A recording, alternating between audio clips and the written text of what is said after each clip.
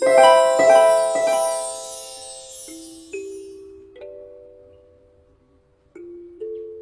guys, welcome back to the early show with me, Pastor Jinai, where I share with you news as well as unpack real-world events and offer practical advice, all from a Dharma perspective, to help us to navigate the challenges that we face every day. Before we start on today's topic, I would like to thank Dee Dee for sponsoring today's video. Today, we're going to be talking about the difference between making donations to a temple versus making donations to a charity. So why did I want to talk about this topic? Why did I want to answer this question? I know it is a question that is asked by many people. Why should I donate to a temple?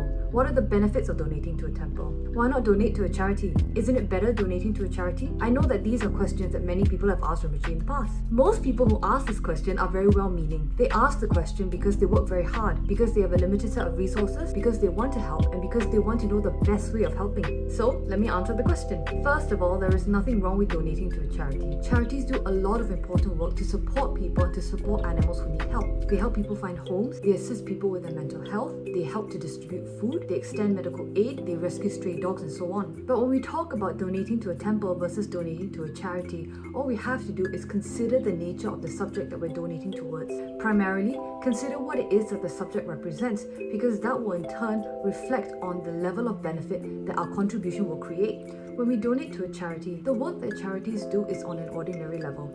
And I want to stress this, that when I use the word ordinary, I'm saying it without judgment. I'm using it purely as a descriptor and not to imply that there's something wrong or that there's something bad.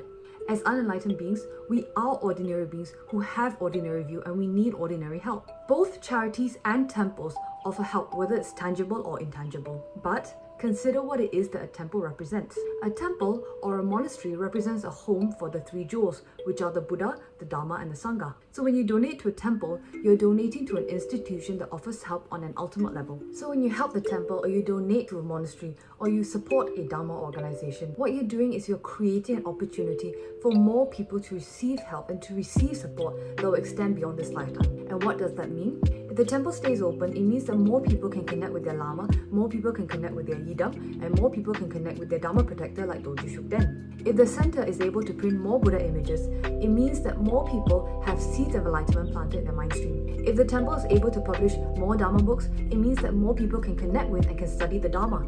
And if the monastery is able to stay open and able to support more students, it means then that more people can study and more people can become teachers who can then go out and help to spread the Dharma. Why is all of that important? Think about the relief that you have felt from meeting your teacher. Think about the relief that you have felt from meeting the Dharma, and think about the relief that you have felt from meeting your Dharma family. Think about all of the relief that you yourself have experienced since you first met the Dharma. And it can be any kind of relief. It can be the relief that your Dharma protector saved you from some kind of awful situation. It can be the relief that your kids learn some Dharma principles and so they can then grow up to be kinder, wiser, good people. It can even be the relief that you know that you're going to be okay after death. Or it can be the relief that you know that at least you'll be able to come back in your next lifetime in order to practice again. So when you support your temple, or you support your center, or you support your monastery, you're helping to create and provide a platform so that people in the future can access that same kind of relief. And here's the thing, there are temples and centers and monasteries that are doing the same kind of work as charities. Tzu, for example, are very active in disaster relief. The monasteries in India and Nepal are also active in disaster relief, as well as extending their aid and their assistance to the local areas around them. And here in Katara, we have a soup kitchen that was started by Guru, His Eminence Sem Chuku Rinpoche, that distributes up to 10,000 packets of food every single month. And when we talk about supporting charities that do the important work of mental health, when people find Dharma, when people find Buddhism, when people find the teachings of Lord Buddha, the support to their mental health is immeasurable. How do we know that Buddhism can help in this way? How do we know that the Dharma can help in this way? Our Guru, His Eminence Sem Chuku Rinpoche, told us to always look at the example of the old monks who are practiced and who hold their vows. And I've seen this for myself. The old monks who are practiced and who hold their vows, they don't talk about issues like having low self-esteem, they don't talk about issues like being anger-driven, they don't talk about things like having depression, and they don't suffer from degenerative diseases such as Alzheimer's. The old monks who are practiced and who hold their vows, physically they may be very frail and very weak, but mentally they're extremely bright, extremely sharp, and very, very quick. They're happy, They're very light in their energy and in their feeling. They have no anger, they've got no jealousy, they've got no depression, and they've got not a single trace of bitterness in them. So there is definitely something within the Dharma that leads to this kind of mental health result if we practice. Now, having said all of that, I do want to stress again that there is absolutely nothing wrong with donating to a charity. Donating to charities is definitely a good thing, and if for whatever reason you don't wish to support a temple or you don't wish to support a monastery or a Dharma center, then definitely donate to a charity. However, if you want to know the difference between donating to a Dharma center or a temple versus donating to a charity, that's my honest answer. The main difference is the nature of the subject that you're donating to, and that in turn influences the level of benefit that you're able to create with your contribution. So, if you want to maximize the benefit of your contribution, my honest answer is and always will be donate to a temple. Hi guys, welcome back to this week's It's a Plant-Based Life, where we talk about plant-based news, plant-based facts, plant-based products, and basically everything that you need to know in order to live a more plant-based life. This week, I want to debunk some of the reasons that people give themselves for not going plant-based. And why do I say give themselves? Because I really think that when people come up with these reasons, the only person that they're trying to convince is themselves. But before we start, are you vegetarian or are you vegan? Because I would love to hear from you. What are some of the reasons that you have heard from people for why they're not going plant-based, and how did you reply to them? Let me know in the comment section below.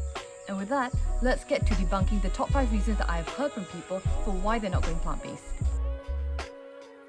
Yes, it is expensive if you eat imported fruits and snacks, if you buy fake meat alternatives, if you dine out in nice restaurants that are Instagrammable. No, it is not expensive if you eat local fruit and veg. Also, if you think that vegetables are expensive but meat is cheap, you also have to think, why is the meat cheap? How was the animal kept for the meat to be cheap?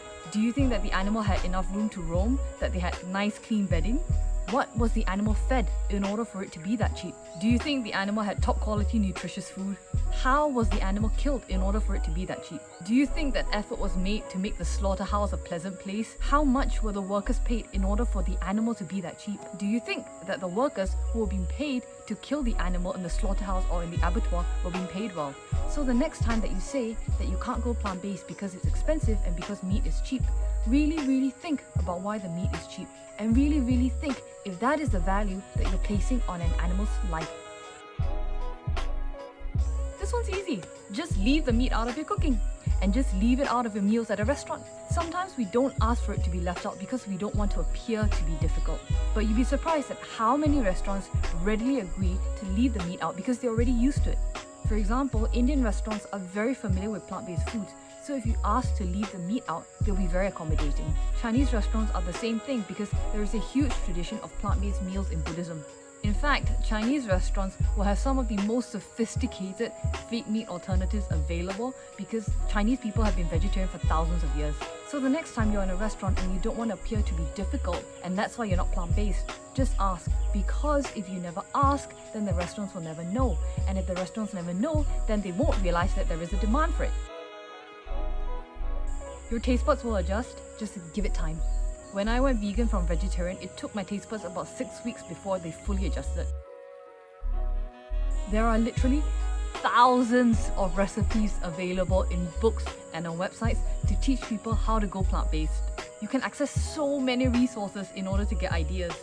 There are thousands of fruits and thousands of vegetables that we can eat with an infinite number of combinations in order to go plant-based. And actually, when someone says that they can't go plant-based because they find the diet too restrictive, it's not really a question of it being limiting or it being actually restrictive, but it's more a case of people's perceived notion of convenience. Most people who say that it's too restrictive to go plant-based just find it too inconvenient to go that one extra step to ask for meat to be left out. But all it takes is one small change in thinking that it's just one small extra step to save an animal's life. What is that one extra step? Letting the restaurant or supermarket know that there is a demand for plant-based products. And so over time, that one extra step becomes the new normal.